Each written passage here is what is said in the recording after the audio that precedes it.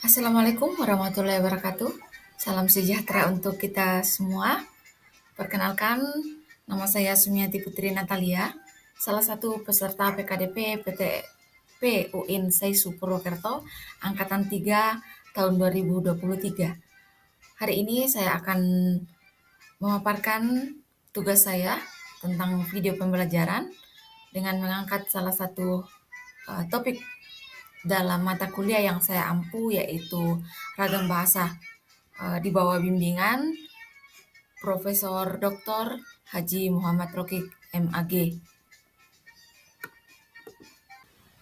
Pada pertemuan kali ini kita akan bahas tentang ragam bahasa Indonesia dengan tujuan bahwa setelah mengikuti pertemuan ini mahasiswa mampu menguraikan ragam bahasa Indonesia. Nah, ragam bahasa itu adalah variasi pemakaian bahasa yang timbul sebagai akibat adanya sarana atau cara, situasi, bidang pemakaian, dan daerah asal penutur yang berbeda-beda. Adapun faktor penyebab timbulnya keberagaman bahasa, yang pertama faktor budaya dan letak geografis, yang kedua faktor ilmu pengetahuan, yang ketiga faktor sejarah.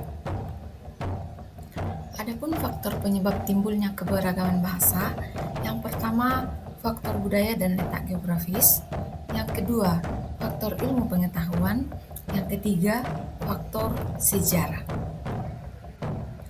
Adapun faktor penyebab timbulnya keberagaman bahasa, yang pertama faktor budaya dan letak geografis, yang kedua faktor ilmu pengetahuan, yang ketiga faktor sejarah. Adapun faktor penyebab timbulnya keberagaman bahasa, yang pertama faktor budaya dan letak geografis. Nah, selanjutnya ragam bahasa ini dibagi atas beberapa bagian. Yang pertama berdasarkan medianya, ragam bahasa terbagi atas dua, yaitu ragam tulisan dan ragam lisan. Untuk lebih memahami perbedaan ragam tulis dan ragam lisan, mari kita lihat ciri-cirinya. Untuk ragam tulis, yang pertama tidak memerlukan orang kedua atau lawan bicara. Yang kedua, tidak tergantung situasi, kondisi, ruang, dan waktu. Yang ketiga, harus memperhatikan unsur gramatikal. Yang keempat, berlangsung lambat. Yang kelima, selalu memakai alat bantu. Yang keenam, kesalahan tidak dapat langsung dikoreksi. Yang ketujuh, tidak dapat dibantu dengan gerak tubuh, mimik wajah, serta intonasi.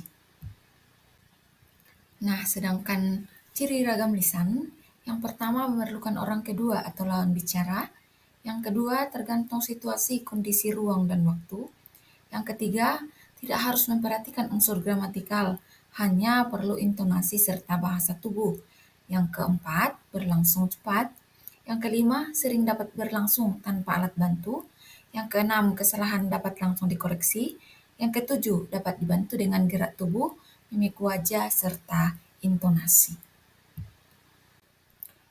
Ragam bahasa juga dibagi berdasarkan cara pandang penutur, terdiri dari atas 4. Yang pertama, dialek, yaitu ciri berbahasa sekelompok orang. Yang kedua, ragam terpelajar, yaitu yang tadi ada penyebabnya, yaitu faktor ilmu pengetahuan. Kemudian ada ragam resmi, dan yang digunakan di situasi-situasi resmi dapat dilihat dengan tingkat kebakuan bahasa yang tinggi. Sedangkan yang keempat, ragam tidak resmi, digunakan dalam situasi-situasi yang tidak resmi.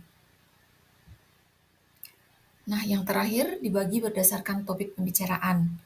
Ya, jadi ini dibagi atas topik-topik yang dibicarakan. Yang pertama ragam ilmiah, yang kedua ragam sastra, yang ketiga ragam kedokteran, yang keempat ragam bisnis, yang kelima ragam agama, dan ragam-ragam lain berdasarkan apa yang sedang dibicarakan.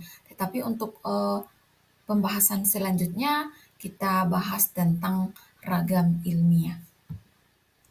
Ya, selanjutnya kita lihat ciri-ciri ragam ilmiah.